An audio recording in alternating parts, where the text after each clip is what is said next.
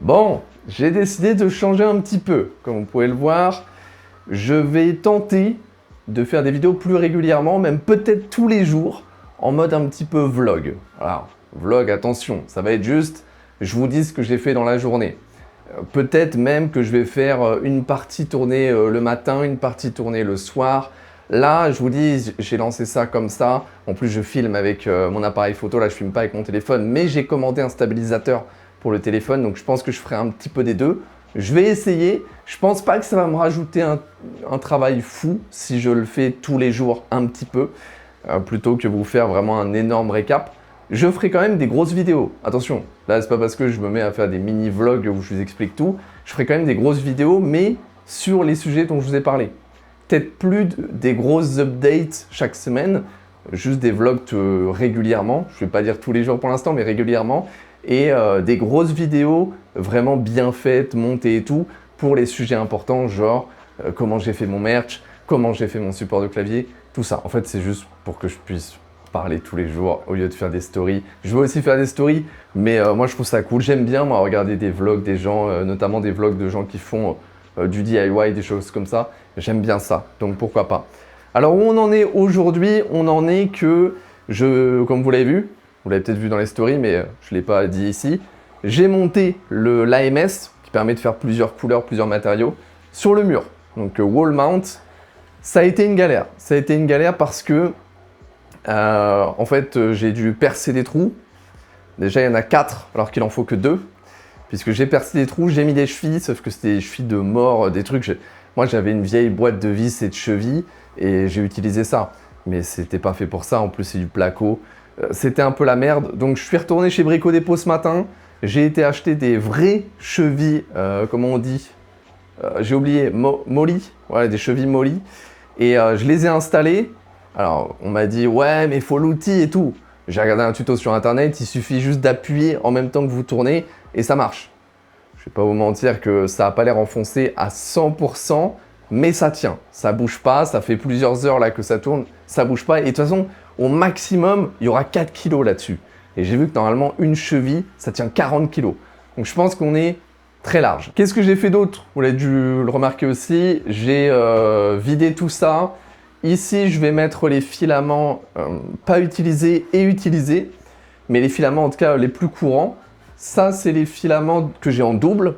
Et en fait, ici, j'ai trouvé sur le site Maker World des modèles 3D pour ranger justement ces filaments, un dans chaque petit truc. Et je vais mettre ça ici. J'ai compté, normalement, là, je devrais pouvoir en mettre 14, donc 7 et 7 au fond. Donc c'est déjà beaucoup, et puis 14 ici, et ici ce sera les doublons. Donc voilà où j'en suis actuellement. Est-ce que j'ai d'autres choses? Alors j'ai acheté aussi, je peux vous montrer. Hop. J'ai acheté un déshydrateur, je sais pas, c'est un dryer, donc un sécheur, je suis trop con, un séchoir quoi. J'ai acheté un séchoir à filament, ce qui me permet du coup de les sécher. Super. Mais c'est parce qu'en fait, c'était vraiment très important d'avoir des filaments qui ne sont pas humides. Et ça permet de les sécher à peu près 10-15% d'humidité, ce qui est très bien. Alors que là, actuellement, vu qu'ils sont tout le temps en plein air et que dans la pièce, il y a 50% d'humidité, et bah c'est pas ouf et du coup, ça dégrade forcément la qualité de l'impression. Donc j'ai acheté ça. Ce que je vais faire, en fait, dans mon idée, là, tout est déjà planifié. Je reçois très bientôt, là, cette semaine, ma commande de filaments de Bamboo Lab où j'ai commandé du PETG et plein de filaments PLA qui vont me servir à faire la production vraiment des supports parce que je vais en reparler, mais là, c'est bon, ça va être produit très bientôt. Donc, je fais du stock de filaments dont j'ai besoin.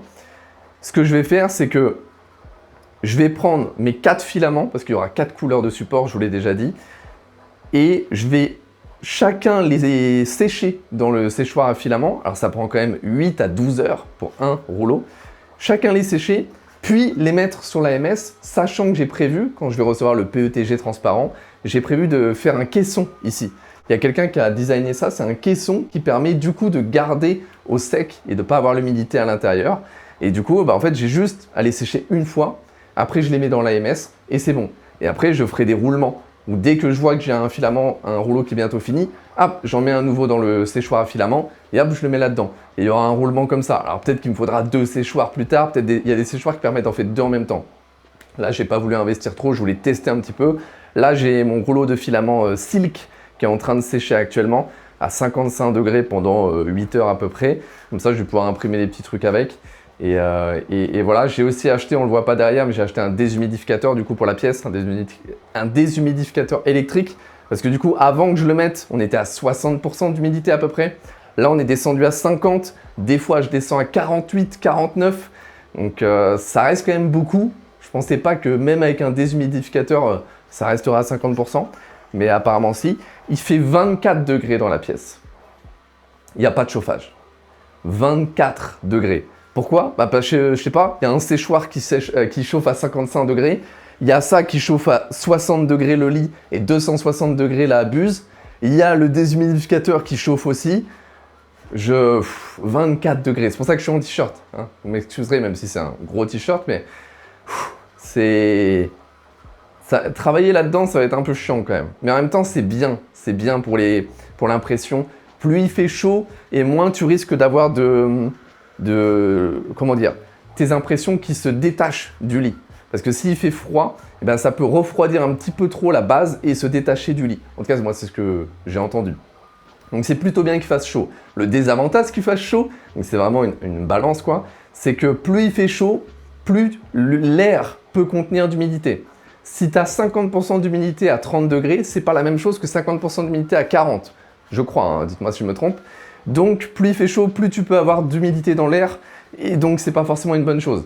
Mais bon, bah, faut trouver une balance pour tout. Mais c'est à peu près tout. Bon, j'ai quand même fait des trucs. Hein. Je vous parle de tout maintenant et puis je vous en reparlerai pas dans le prochain vlog.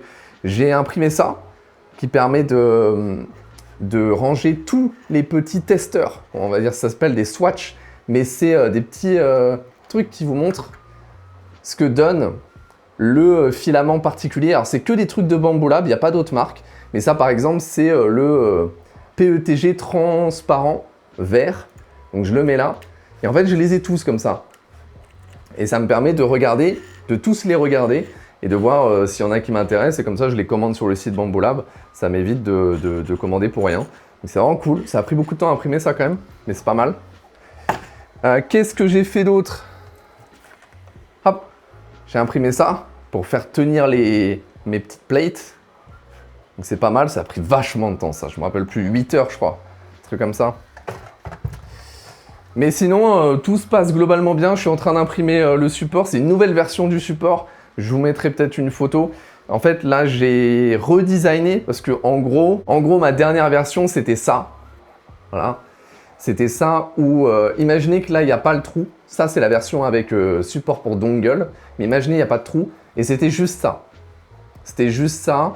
Et c'est vrai qu'on m'a fait remarquer que c'est un peu dommage que ce soit plat ici, il n'y a rien quoi. Oui, il y a mon logo ici, mais un petit peu dommage. Donc je suis en train de tester, j'ai redesigné, j'ai fait 5 variations différentes. C'est pas les vraies variations, mais je vous montre vite fait des trucs. En gros, j'ai testé ça. J'ai testé ça en mode nid d'abeille. C'est plutôt stylé, j'aime bien moi. Vous me dites ce que vous en pensez, mais j'aime bien. Alors il faut savoir que ça demande plus de filaments et plus de temps que ça. Je sais, c'est bête, parce qu'il y a des trous, mais en fait, ça, à l'intérieur, c'est presque vide. C'est 15% de remplissage. Le problème, c'est que ça, vu qu'il y a plein de petits murs, chaque mur contient plusieurs murs, parce que c'est comme ça que ça marche, l'impression. Et finalement, là-dedans, il y a plus de filaments que là-dedans. Donc, il faudrait que je le vende plus cher. Bah, après, en même temps, il est plus stylé, on va dire.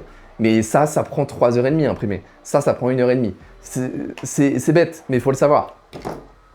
Donc il y a plein de choses comme ça et je suis en train de tester, je vous dis il y a 5 variations que je suis en train de tester, là c'est la première, je vous montrerai une photo. C'est vraiment, ça va être très difficile je pense à imprimer correctement. La première version, voilà, la toute première, ça a foiré. C'est une des premières fois que j'ai une impression qui foire, une des toutes premières fois. Et en fait ça s'est levé ici, ça s'est levé comme ça parce que c'est beaucoup trop faible, vous voyez, c'est beaucoup trop faible ce que je suis en train d'essayer d'imprimer. Donc ce que je suis en train de faire là, c'est je suis en train de l'imprimer comme ça, au lieu de comme ça. Ce qui fait qu'il n'y aura pas ce problème, mais du coup, il y a beaucoup plus de support. Donc ça peut être beaucoup plus chiant à nettoyer à la fin. À voir ce que ça va donner, j'espère que ça va aller. Mais pareil, ça, au vu du design, on pourrait se dire, bah, ça va, il y a beaucoup moins de matière, c'est cool. Non, non, non, il y a plus de matière et c'est 3h30. Donc le problème, c'est que c'est plus stylé, d'accord, mais il faut voir après combien ça me coûte. S'il me coûte 5, 6 euros à fabriquer, bah, après tout de suite, il faut que je le vende à 12, 13, 14 euros. C'est un peu relou. Mais ça, on en reparlera, hein, des coûts de production et des prix de vente et tout. J'ai un peu remanié les choses et je vais voir un petit peu, on en reparlera de tout ça, mais je suis en train de voir tout en détail. Bon, j'ai pas forcément d'autres choses à dire aujourd'hui.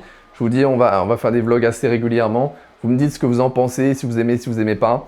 Et je vais essayer de rester concis, comme ça m'évite de passer 2 heures à monter la vidéo. Je pense que là, ça va être plutôt rapide.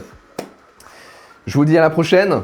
Et voilà, donnez-moi votre avis sur tout et donnez-moi des conseils. Si vous savez faire de l'impression 3D, je prends tous les conseils. Moi, vraiment, je suis noob, totalement. Donc, tous les conseils sont les bienvenus. Et puis, on va essayer de monter ça ensemble. Voilà. Bon, au revoir.